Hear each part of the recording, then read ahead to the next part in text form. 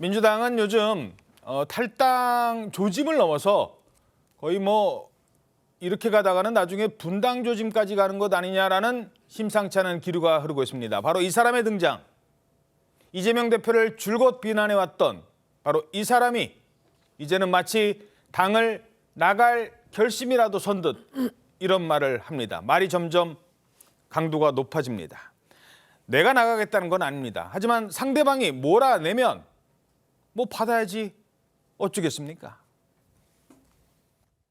다양성도 인정되지 않고 당내 민주주의도 억압되고 있다. 그 점에서 상당히 위험한 지경이다 이렇게 보고 있습니다. 리더십도 있을 거고요. 강성 지지층의 그런 압박도 있고 지금 7천 명 넘었다고 봤습니다. 7천 명 넘었다고요? 몇 달 전에는 5만 명 이상이 제명 청원을 했었습니다. 당에서 몰아내면 받아야지 어떡하겠습니까? 자, 이게 7천 명, 5만 명 이게 무슨 숫자냐? 당에서 이낙연 대표 나가라라고 하는 사람들 숫자다. 그러니까 이 당원 청원 게시판을 봐라. 지금 이 얘기를 하는 거예요. 네, 맞습니다. 민주당 당원들이 이용하는 청원 게시판에 지난 3일 이낙연 전 대표를 출당해달라는 청원이 올라온 뒤 이틀 만에 2만 명이 넘는 당원들이 동의를 했습니다. 이 전 대표는 강성 당원들로부터 제명 요구와 같은 공격을 받을 때도 침묵을 지켜왔는데요. 하지만 이번에는 몰아내면 어쩔 수 없다며 탈당 가능성까지 시사했습니다. 이 전 대표 아까 보신 것처럼 몇 달 전엔 5만 명 이상이 제명 청원을 했었다. 당에서 몰아내면 받아야지 어떻게 하겠습니까? 라면서 한 라디오 프로그램 인터뷰에서 혹시 몰아내주기를 바라느냐라는 시사회자의 물음에 대해서 바라기야 하겠냐라면서도 당원들이 그렇게 하고 당이 결정한다면 따라야 한다. 이렇게 답했습니다. 자, 민주당 전문가이신 김두수 소장님, 지금 민주당 이낙연 대표 움직임 어떻게 분석하십니까? 일단 뭐 일관된 어떤 목표, 그러니까 즉 신당을 창당하겠다는 이런 종합적 계획이 있는 것 같지는 않습니다. 그리고 또 이낙연 전 대표의 어떤 리더십이나 이런 행태를 보면 상당히 차분하게 뭔가 좀 준비를 해서 조건이 될 때까지 기다리는 성격이기 때문에 이걸 막 앞장서서 가기보다는 상대에 대한 반응을 계속 보는 거 아닌가 싶고, 또 이 민주당 내에서 일단 열성 당원들의 이런 청원이라든지 이런 것들은 결코 민주당 자체에도 또 이재명 대표에게도 도움이 안 되는 거거든요. 이런 상태에서 보면 이낙연 전 대표 입장에서는 명분이 쌓여가는 거고요. 또 지금 현재 민주당 내에 가장 문제가 되는 게 김대중 노무현 대통령 때부터 추진해왔던 어떤 연합 정치, 다당제적 어떤 선거제도에 대한 이런 요구가 계속 있어 왔는데, 이것을 만약 현 민주당 지도부가 이걸 철회한다면 민주당의 어떤 기본 약속과 신뢰 이런 것들 위반하기 때문에 분당의 어떤 명분 같은 게 생기게 됩니다. 그런 조건이 되는지 여부에 따라서 향후 바뀌지 않을까 이렇게 보고 있습니다. 근데 지금 지역에서 이재명 대표가, 물론 이낙연 전 대표가 호남의 지역적 기반이 있고 호남에서 인기가 높은 것도 사실이지만 막상 민주당에서 이재명 대표의 호남 정서가 나쁘질 않거든요. 오히려 일각에서는 조금 이낙연 전 대표가 뭐 밀리는 조사도 있고 이러다 보니까 지금 나와서 뭐 어떡하겠느냐 이런 얘기도 있습니다. 제가 잠깐만요. 요 얘기와 함께 질문을 드리죠.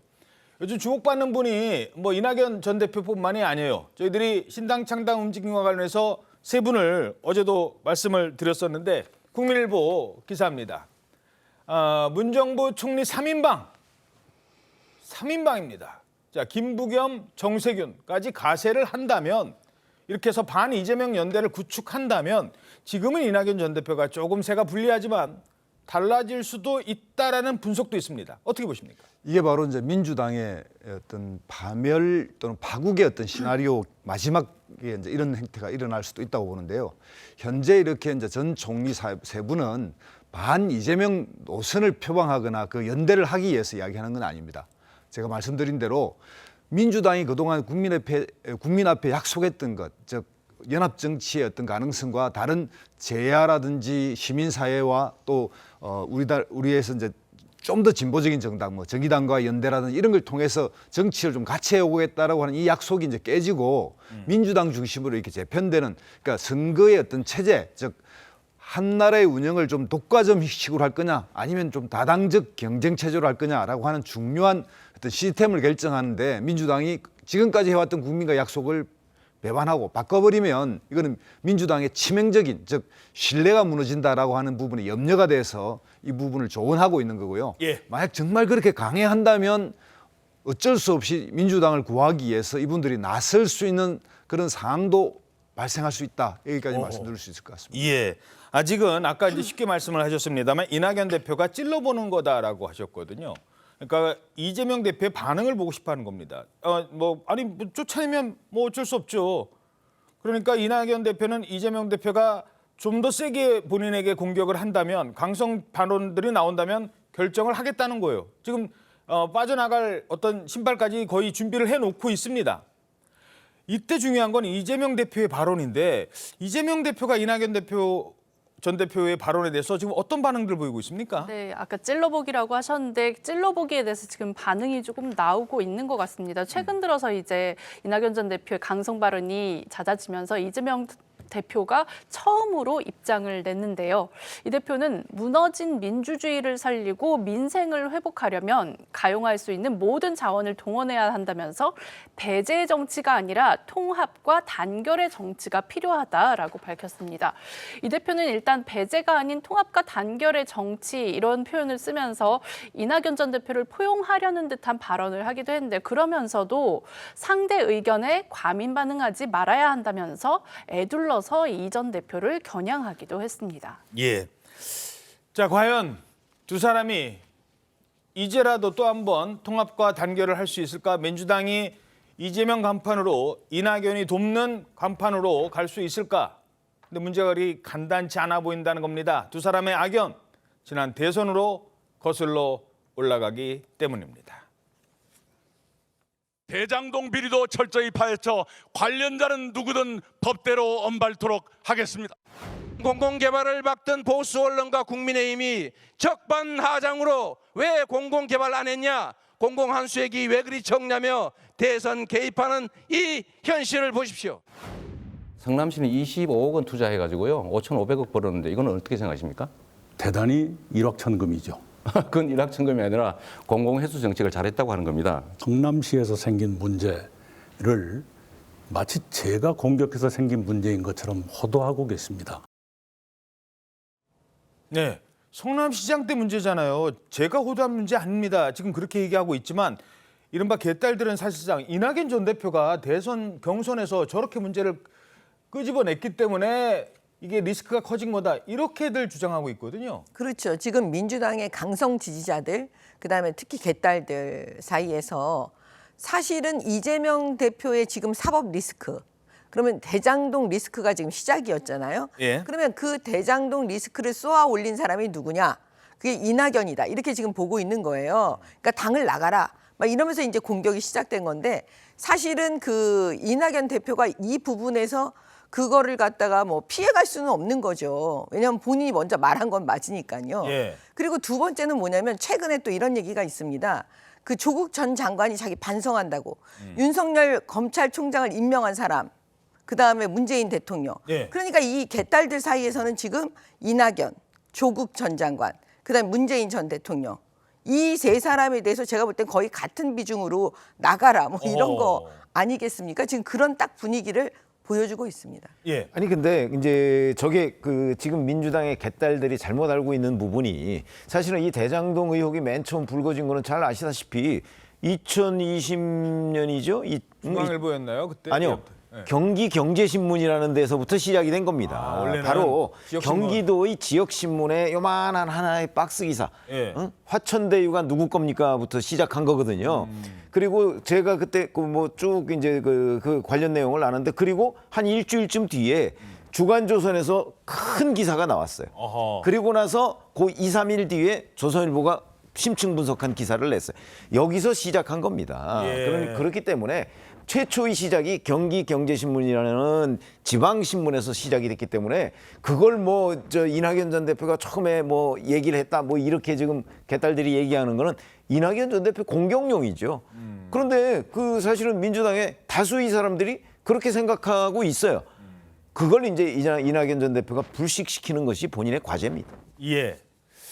자, 비명계를 향해서 적대심을 보이는 게 이른바 개딸뿐만이 아닙니다. 민주당 내 친명계 의원들조차도 친명계라는 이유로 뭐 이상민 의원 탈당했더니 그 국회의장 뭐 하고 싶어서 뭐 이러면서 계속 비아냥대고 무시하는 반응을 보이고 있습니다. 자, 이러자 비명계 조응천 의원 이렇게 한마디 했습니다. 이쯤 되면 학교 폭력이고 개딸들은 학폭 가담자다. 저는 사실 이상민 선배 나가시고 난 다음에 우리 당에서 그 참 거의 뭐 시니컬하게 뒤에다 대고 개인의 올랐어요. 영달을 위한 거다. 뭐 국회의장 되려고 한다. 뭐. 친명계 의원들이 그동안에 학폭의 방관자 정도로 생각했는데 지금 보니까 더글로리 박연진과 함께 문동은을 학폭했던 학폭의 가담자 아닌가 뭐 그런 느낌까지 들어요. 예. 다시 들으니까 지금 개딸을 향한 게 아니라 민주당 내 다른 의원들을 얘기하는 것 같아요. 친명계 의원들. 그동안 계속 반감만 했지 않았느냐. 뭐 이렇게 수박 씌우고 내 얼굴에 수박 씌우고 뭐 총알 막 들이댈 때 아무도 여기에 대해서 비판 안 하고 가만히 있더니 이제 그렇게 해서 힘들다고 한 사람, 한 학생 전학 가니까 그 친구가 잘못했네. 이게 바로 학폭 가담의 분위기 아니냐. 지금 이런 지적을 하는 것 같아요. 그렇게 그 조응천 의원이 얘기를 하고 있는 거죠. 왜냐하면 지금 이제 전용기 의원 등 민주당의 초선들이 이상민 의원을 그 5선이잖아요. 이상민 의원을 뭐 이런 이유 때문에 뭐 탈당했지, 뭐 국회의장 하려고 그러는 것이지, 뭐 이렇게 이제 비난을 하고 있는데 글쎄 그런 초선 의원들이 이상민 의원이 탈당을 할 수밖에 없었던 이유에 대해서 과연 얼마나 알고 있느냐 하는 거를 지금 조응천 의원이 지적하고 있는 것으로 보입니다. 예. 이상민 의원이 탈당을 결행하게 된 데에는 지난 수개월 더 나아가서는 왜 이상민 의원은 사실은 지난 대선 과정에서 그 경선 관리위원장을 했던 사람입니다. 민주당에. 예. 그렇죠. 그런 정도의 원로인데 그 사람이 왜 탈당을 할 수밖에 없었을까 하는 부분에 관해서 조금이라도 생각이 있다면 사실 저렇게 공격할 수는 없는 내용이죠. 예. 그게 이해가 된다. 저는 일종의 정치 감수성이라고 생각을 하는데 그런 부분을 아무것도 모르고 자기 뭐 이재명 대표한테 뭐 좀 공을 세워서 공천 받는데 도움을 받겠다 이런 거 외에 뭐가 있겠느냐. 그러니까 그냥 방관자를 훨씬 넘어서 가담자 아니냐 이렇게 조응천 의원의 지적을 받는 겁니다. 그러니까 그런 지적도 있더라고요. 왜 이상민 의원 나간다고 할 때 이상민 의원한테 전화라도 해서 좀 참으시죠. 아니 뭐 그렇게 하든가 아니면 최소한 사정이라도 들어보려고 노력을 한 적이 있느냐. 없잖아요. 아무도. 이상민 의원 말에 따르면 지도부 등 아무도 이상민 의원한테 왜 탈당을 하려고 하느냐 하면서 설득하려는 사람이 없었다는 거 아니에요? 그러면 결국 방관자 수준이었는데 지금의 이제 탈당을 하고 나니까 거의 가담자 수준으로 공격을 하고 있으니까 지금 저런 얘기를 조응천 의원이 하고 있는 거죠. 예.